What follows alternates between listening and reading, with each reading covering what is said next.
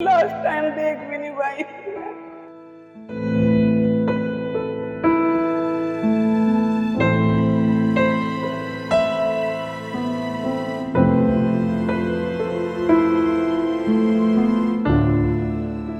अहमदाबाद विमान हादसे में हरियाणा के कुरुक्षेत्र जिले की एक बेटी अंजू शर्मा की भी दर्दनाक मौत हो गई। अंजू मूल रूप से बाबेन कस्बे के गांव रामशरण माजरा की रहने वाली थी और वर्तमान में वो अपने परिवार के साथ बड़ोदरा में रह रही थी। वो अपनी बड़ी बेटी निम्मी शर्मा से मिलने के लिए लंदन जा रही थी। हादसे के बाद उनके पैतृक गांव रामशरण माजरा में मातम छाया हुआ है। गांव में सन्नाटा पसरा हुआ है और पूरा परिवार गहरे सदमे में है।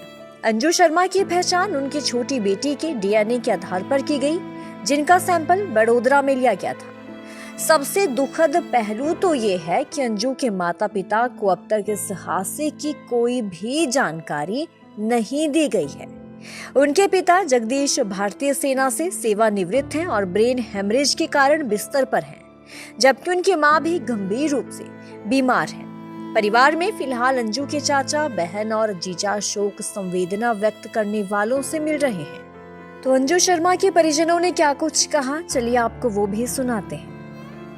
परिवार पे तो वज्रपात हो गया, सारे परिवार तहस नहस हो गया।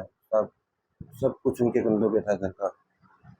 इस घर के बड़े बेटे लगा लो, परिवार के मुखिया लगा लो यहाँ पे, क्योंकि जो मेरे सास ससुर है वो तो पहले ही तकलीफ में है।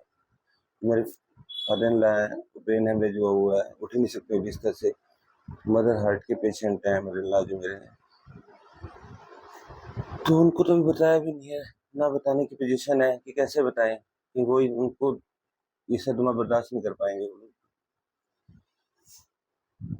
बस दुखों का पहाड़ टूट गया जी परिवार पे।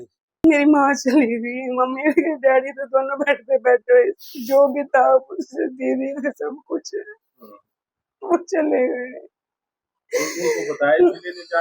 नहीं, वो दोनों उनको नहीं बता सकते बिल्कुल भी कुछ भी।